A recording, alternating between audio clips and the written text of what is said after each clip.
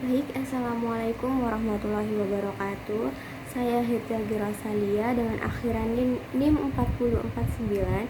Di sini saya akan menceritakan cerita rakyat yang berjudul Putri Kandita. Putri Kandita atau Roro Jonggrang sendiri merupakan cerita rakyat yang sangat terkenal di Nusantara ini. Nah, Putri Kandita ini adalah putri atau dewi yang menguasai laut pantai selatan Pulau Jawa. Bagaimanakah asal-usulnya? Pada zaman dahulu, terdapat sebuah kerajaan yang bernama Kerajaan Pajajaran. Kerajaan Pajajaran ini dipimpin oleh seorang raja yang bernama Raja Mundingwangi atau bisa disebut dengan Prabu Siliwangi. Nah, suatu hari Prabu Siliwangi ini berburu di sebuah hutan. Ketika mengejar hewan buruannya, Prabu Siliwangi tersesat di dalam hutan yang tidak ia kenali. Setelah semalaman berputar-putar mencari jalan keluar, akhirnya ia bertemu dengan seorang putri cantik, yaitu putri penguasa hutan tersebut. Putri tersebut berbicara kepada Prabu Siliwangi bahwasanya ia akan membantu Prabu Siliwangi keluar, tapi dengan syarat. Putri hutan berkata, "Aku bisa mengeluarkanmu dari sini, tapi dengan syarat engkau harus menikah denganku." Mendengar itu, Prabu Siliwangi pun terkejut. Bagaimana mungkin seorang putri atau seorang dewi yang tidak ia kenali bisa mengajaknya menikah? Namun syarat tersebut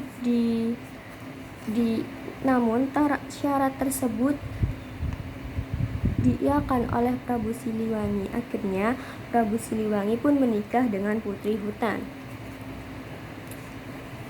Setelah pernikahannya ini, Prabu Siliwangi akhirnya tinggal di dalam istana putri hutan. Setelah beberapa lama atau bertahun-tahun, Prabu Siliwangi pun ingat pada janjinya bahwa ia akan kembali ke kerajaan Pajajaran. Ia mengira bahwa di sana warganya akan menyambutnya dengan senang hati. Kemudian ia meminta izin kepada putri hutan untuk kembali ke kerajaan Pajajaran. Prabu Siliwangi pun berkata, "Istriku, aku ingin kembali ke kerajaan.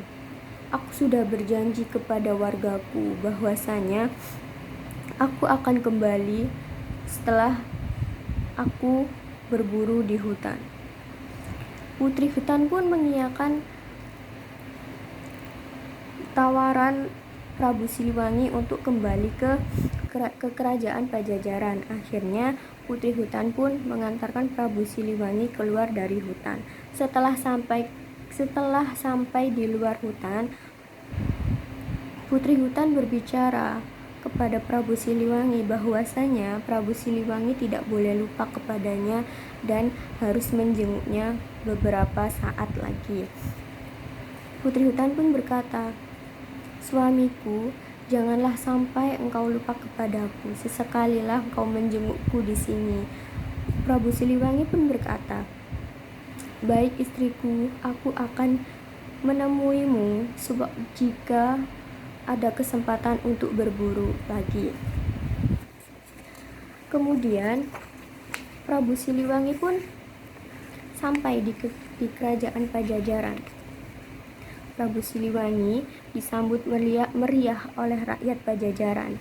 Rakyat Pajajaran mengira bahwa Prabu Siliwangi ini telah mati dikarenakan berburu. Namun Prabu Siliwangi tidak mati. Kemudian di dalam istana pun mengadakan pesta besar-besaran untuk menyambut kedatangan Prabu Siliwangi. Pada suatu malam, ketika Prabu Siliwangi tertidur, ia mendengar tangisan bayi dari luar kamar. Prabu Siliwangi yang awalnya tidak ingin melihat suara itu, akhirnya ia terganggu dan melihat keluar. Suara apakah itu?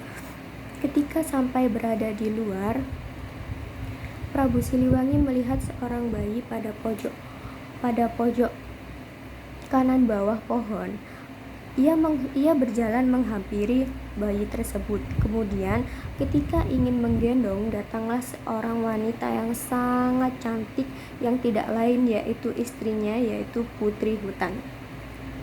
Prabu Siliwangi pun terkejut dengan kedatangan istrinya. Kenapa tiba-tiba istrinya datang untuk menemuinya? Putri Hutan pun menjelaskan bahwa bayi yang digendong oleh Prabu Siliwangi ini merupakan bayi dari Putri Hutan dan Prabu Siliwangi yang tidak lain adalah anaknya sendiri. Putri Hutan pun berpesan kepada Prabu Siliwangi bahwasanya Prabu Siliwangi harus merawat dan membesarkan bayi tersebut. Putri Hutan berkata kepada Prabu Siliwangi, "Suamiku, anak ini adalah anak kita berdua. Besarkan dia selayaknya manusia, karena aku ini dari bangsa siluman." Kemudian Prabu Siliwangi pun mengiyakan tawaran Putri Hutan. Tidak lama Putri Hutan pun menghilang dari pandangan Prabu Siliwangi. Kemudian tahun demi tahun pun berlalu. Bayi Prabu Siliwangi pun semakin tahun sudah semakin besar. Ia menjadi seorang gadis yang sangat cantik dan sangat sopan kepada rakyat Pajajaran. Nah, gadis yang sangat cantik ini diberi nama dengan nama Putri Gandhita. Kemudian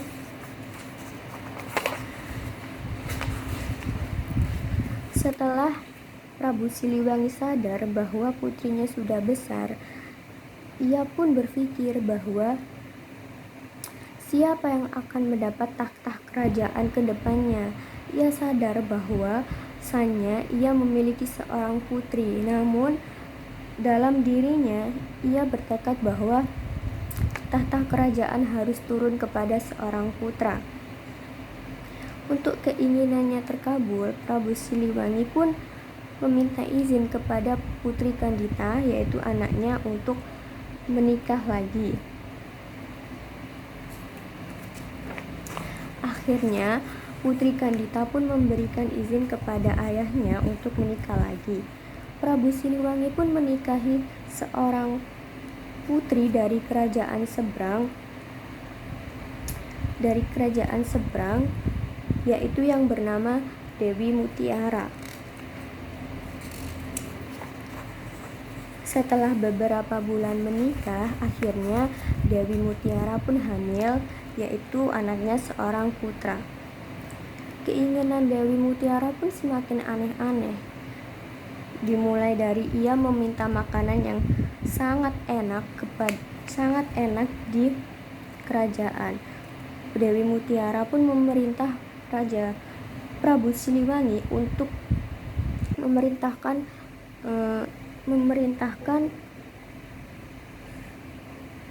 pelayannya untuk memasakkan makanan yang enak. Dewi Mutiara pun berkata, "Suamiku, aku ingin memakan makanan istimewa dari kerajaan ini. Tolong suruh pelayanmu untuk memasak masakan yang enak." Prabu Siliwangi pun menjawab, "Baik istriku, aku akan menyuruh mereka untuk memasak masakan yang enak untukmu." Akhirnya datanglah makanan yang istimewa. Kemudian Dewi Mutiara pun menyantap makanan tersebut. Hari demi hari permintaan Dewi Mutiara pun semakin aneh. bahwasanya Dewi Mutiara meminta kepada Prabu Siliwangi untuk mengusir Putri Kandita dari kerajaan dengan alasan ia curiga kepada Putri Kandita dan ia tidak enak kepada calon putranya yang dalam kandungan. Dewi Mutiara pun meminta kepada Prabu Siliwangi untuk mengeluarkan Putri Kandita dari kerajaan. Dewi Mutiara berkata, "Suamiku, aku ingin Putri Kandita keluar dari istana ini. Aku ingin Putri Kandita keluar dari istana ini untuk kelancaran lahiran putraku." Mendengar itu, Prabu Siliwangi pun terkejut. Bagaimana mungkin ia mengusir anak tersayangnya dari kerajaan ini? Prabu Siliwangi pun tidak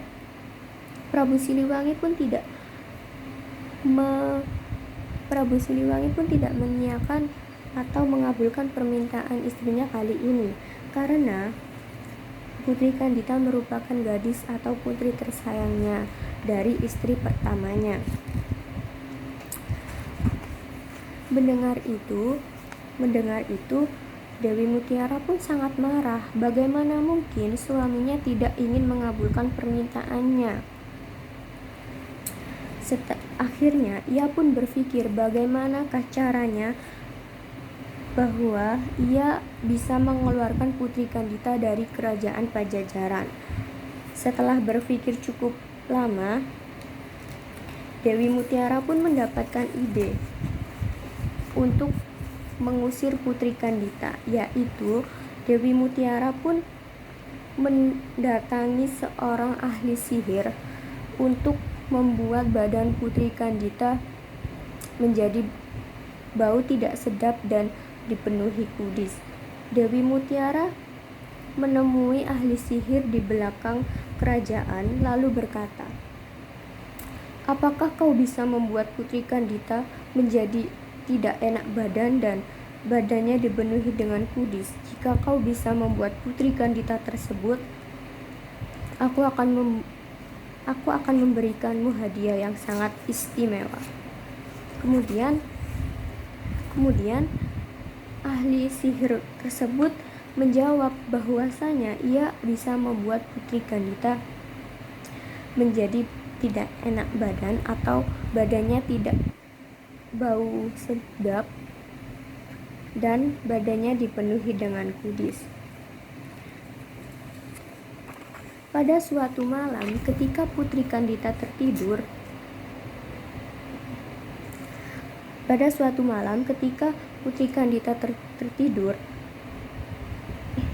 tidak sadar bahwa badannya mengeluarkan bau yang tidak sedap.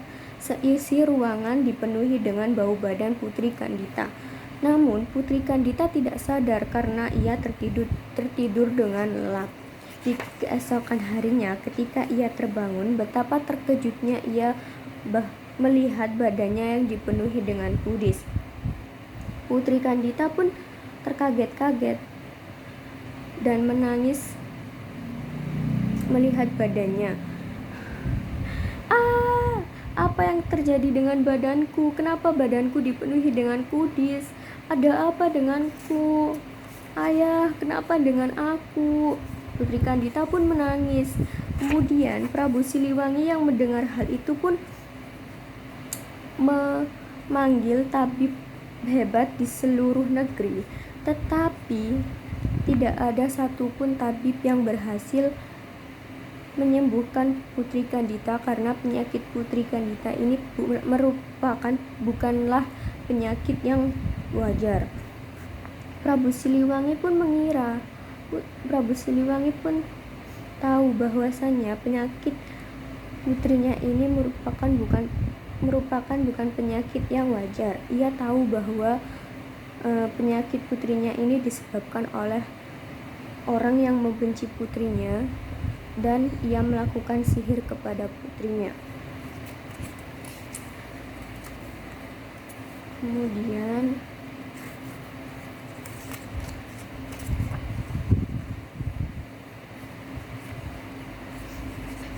Kemudian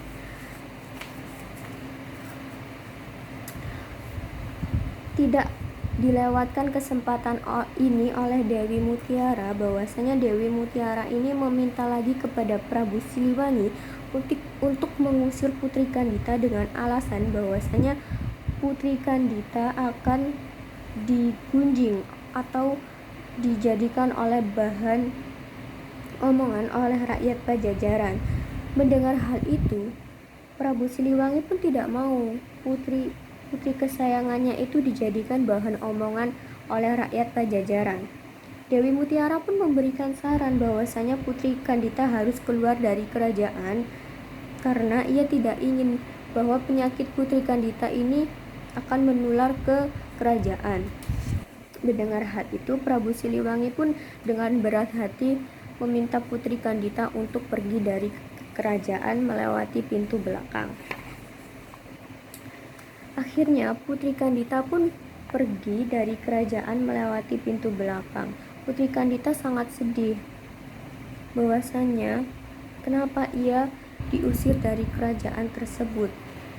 Namun ia tidak akan membenci kepada orang yang membuat dirinya seperti ini. Hari-hari pun berlalu. Sampailah Putri Kandita di sebuah gunung. Nah, Putri Kandita di gunung ini melakukan ritual atau bertapa untuk meminta kepada Tuhan untuk menyembuhkan penyakitnya ini.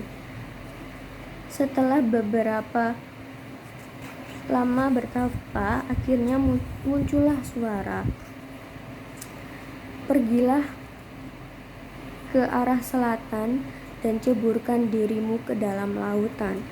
Putri Kandita pun kaget, suara siapa yang berbicara, bahwasanya ia sendirian di gunung tersebut.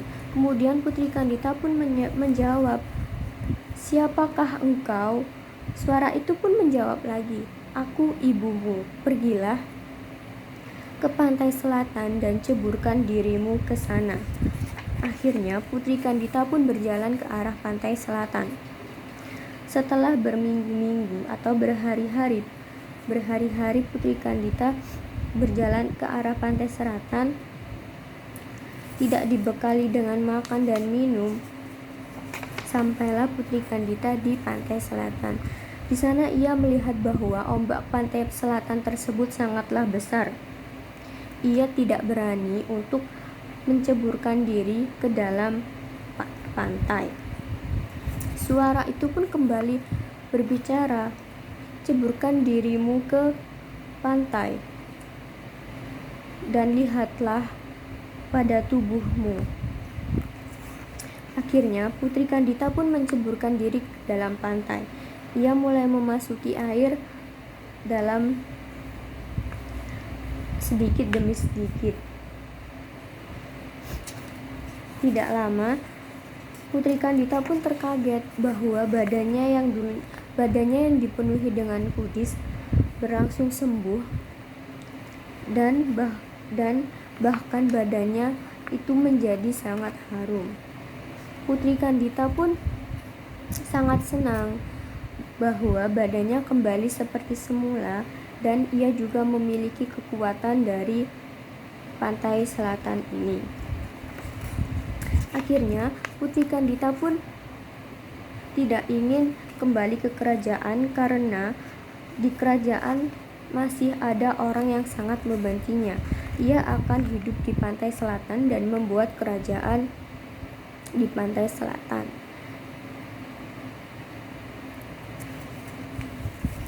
Mendengar hal itu, berita tersebut pun tersebar di penjuru negeri. Banyak pangeran-pangeran dan lelaki yang ingin meminang Putri Kandita ini, tetapi Putri Kandita tidak mau. Putri Kandita mau bahwasanya jika lelaki tersebut bisa mengalahkan kekuatannya dan bisa mengalahkan ombak pantai laut selatan, tetapi tidak ada lelaki satupun atau pangeran satupun yang bisa mengalahkan kekuatan Dewi Kandita. akhirnya Dewi Kandita pun menjadi seorang dewi penguasa pantai selatan yang sangat kuat, yang mitosnya hingga saat ini. Sekian cerita rakyat dari saya. Wassalamualaikum warahmatullahi wabarakatuh.